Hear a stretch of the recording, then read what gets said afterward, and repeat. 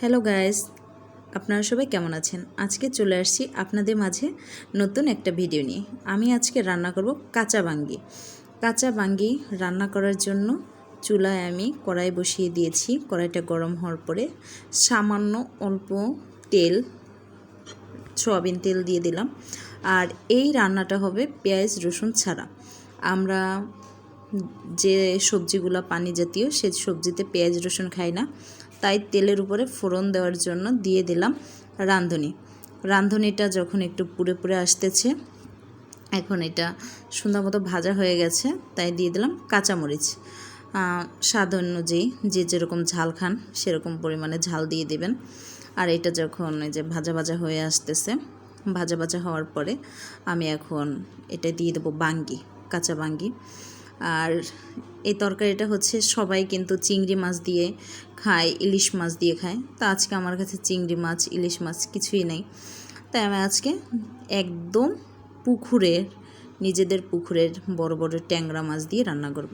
এভাবেও খেতে অনেকটাই মজা লাগে, আমার কাছে তো খুবই ভালো লাগে। তাই আমি এখন এটা সুন্দরভাবে কষিয়ে নেব। আর এই বাঙ্গিটা হচ্ছে বন্ধুরা, আমি যে সময় সিজন ছিল সে সময় বাঙ্গি খেয়ে আমার পাশে, আমি বিল্ডিংয়ের পাশে বীজ ফেলে দিয়েছিলাম, সেইখানে সুন্দর একটা গাছ হয়েছে, সেই গাছে বাঙ্গি হয়েছে। আর এখন আমি হলুদ লবণ দিয়ে দিচ্ছি। আর সেই বাঙ্গিটা হওয়ার পরে আমি দেখি নাই, কালকে যখন আমি নিচে গেলাম দেখি একটা বাঙ্গি, দেখি খেয়ে ফেলছে, সাথেই আর একটা বাঙ্গি পাশেই। তা আমার কাছে তো খুবই আনন্দ লাগতেছিল। আর সেই বাঙ্গিটাই আজকে আমি রান্না করলাম, তাই মনে করলাম আপনাদের সাথে একটু শেয়ার করি। আর এটা ভালোভাবে কষিয়ে নিচ্ছি হলুদ লবণ দিয়ে। এখন এটা কষানো হয়ে গেছে। আর এখানে কিন্তু পানি বেশি একটা দেওয়া যাবে না, কারণ এই পানি, এটা থেকে অনেক পানি বের হয়। আর এখানে আমি অল্প পরিমাণে পানি দিয়ে দেব। আর এখানে যখন এই পানিটা বলক আসবে, বলক আসা পর্যন্ত আমি এটাকে ঢেকে ঢেকে রান্না করব, যাতে সুন্দরভাবে সিদ্ধ হয়। তাই আমি ঢেকে দিচ্ছি। ঢেকে দেওয়ার পরে বন্ধুরা পাশে বসিয়েছি ভাত।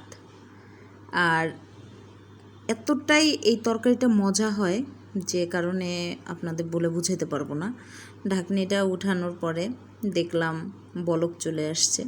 আর বলক চলে আসার পরে আমি এখানে মাছ দিয়ে দেব, যাতে মাছের ভিতরে লবণ ঝাল এগুলো ঢুকতে পারে, তার জন্য। আর এখানে আমি দিয়ে দিচ্ছি ট্যাংরা মাছ। কত বড় বড় মাছগুলো বন্ধুরা দেখতেই পারতেছেন। এই মাছগুলো হচ্ছে আমাদের পুকুরের, আমি নিয়ে আসছি। আর আমার কাছে তো খুবই ভালো লাগতেছিল যে দেশি মাছ দিয়ে আর এরকমভাবে সেই বাঙ্গি। আপনারা কে কে খেয়েছেন বন্ধুরা অবশ্যই কমেন্ট করে জানাবেন। আর যদি কোনো ভুল হয়ে থাকে অবশ্যই ক্ষমা দৃষ্টিতে দেখবেন। পাশে রয়েছে ভাত। আর এটা এখন আবার আমি ঢেকে দিচ্ছি, যাতে মাছের ভিতরেও সুন্দরভাবে সে মশলাটা ঢুকে।